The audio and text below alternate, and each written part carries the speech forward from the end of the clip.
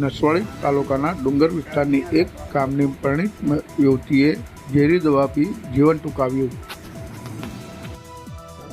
મારી છોકરી નિશાણા પહેરાવી હતી તો છોકરીનું કીધું કે પેલો સુનિલનો ફોન આવ્યો,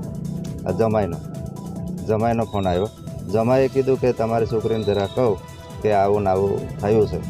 તો છોકરીને કીધું કે બેટા આવું હું કામ કરો છો, આવું બધું પપ્પા મને આવું કહે છે કે અને ધમકી આલીને મને મારી નાખવા કહે છે બેને. તો મેં કઈ દિન મારીશ તેની કરતાં ટોફિક કરીને નામ છે એમનું. આપણે તો ખ્યાલ નથી, અમને જોયા બી નથી, પણ ટોફિક કરીને નામ છે. એ વ્યક્તિ શું કહે છે કે તમને બેવને મારી નાખીશ, ના મારી જોડે સંબંધ ના થાય તો તમને બેવને મારી નાખીશ, એવું કીધું હતું છોકરીમાં. અને પછી તમે કીધું છોકરી બેટા તું આવું કામ કરો છો, આવું કીધું. પણ પપ્પા મારે આવું કહે તો પછી મેં શું કહું એમ. પછી ને એ કહે છે કે તો પછી મેં પહેલાં એ કીધું કે આવું ને આવું થાય છે તો પછી મારી જોડે સંબંધ ના બાંધે તો પછી તમને મારી નાખીશ, ગમે તે રીતે મારી નાખીશ. મારી છોકરી પછી હું હવે આત્મહત્યા કરી.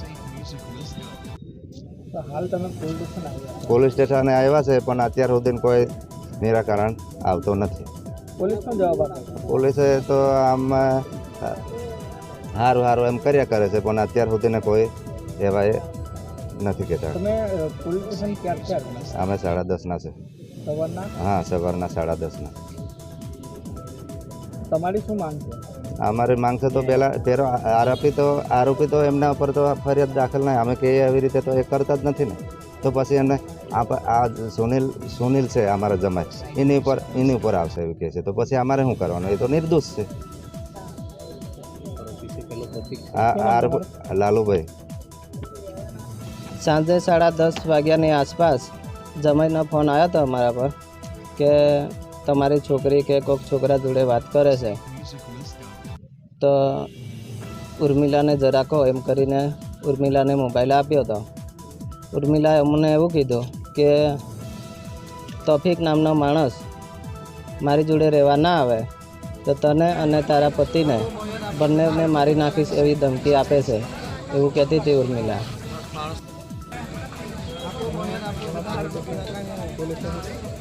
આજે સવારના 10:30 વાગ્યાની આસપાસ અમે નસવાડી પોલીસ સ્ટેશને છે, પણ અત્યાર સુધીમાં આનાકાની જવાબ આપ્યો છે. વ્યવસ્થિત અમને જવાબ નથી આપ્યો અને અમે જે લખાઈએ છીએ એ લખતા નથી, બીજું લખે છે. શું નામ તમારું? રીમજીભાઈ શેવજીભાઈ. મારી બેન થાય છે, કાકાની છોકરી છે. મારું નામ તારજીભાઈ ભીલ, માજી સરપંચ ડોરમાર વસાહત.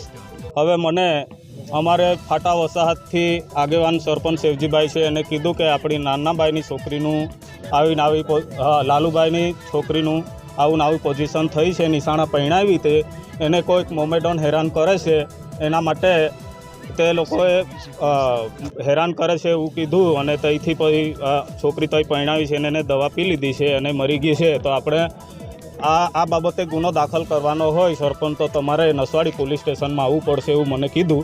તો મેં સવારનો 11 વાગ્યાનો અહીંયા છું અને અમે પોલીસને જાણ કરી બધી કે આવી રીતના બનાવ થયો છે અને આ મોમેડન છે અને અમે હિન્દુ ભીલ છે. તો ખૂબ અમારું જાતિ વિરુદ્ધ પણ જાય છે અને ધર્મ વિરુદ્ધ પણ જાય છે. તો એક મોમેડન એક અમારી છોકરીને જય પહેરાવી છે તે શાંતિથી રહેવા નહીં દેતો અને તે એને હેરાનગતિ કરે છે, મારે રાખવાની છે એમ કહે છે. એક તો પહેલાં અમે રેકોર્ડિંગ બી સાંભળ્યું છે કે એને તો કેટલા પૈસા જોઈએ છે અને મારે રાખી લેવાનું છે, એ બી રેકોર્ડિંગ બી ચોખ્ખું જ છે પહેલાંમાં. તો કે આ રેકોર્ડિંગ પ્રમાણે ના થાય એવું કેવું છે પોલીસવાળાએ આજ દિન સુધી ફરિયાદ અમારી લીધી નથી.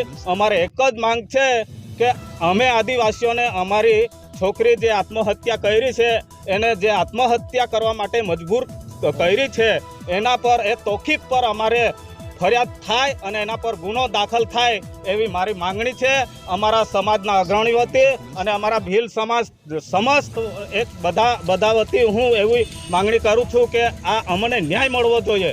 આજે અન્ય એ લોકોનો સમાજના હોત, એ સમાજની છોકરીને અમે કંઈ હાથ અડપલું કર્યું હોત ને તો અમને તૈયારીમાં મારી નાખે તલવારથી એ લોકો.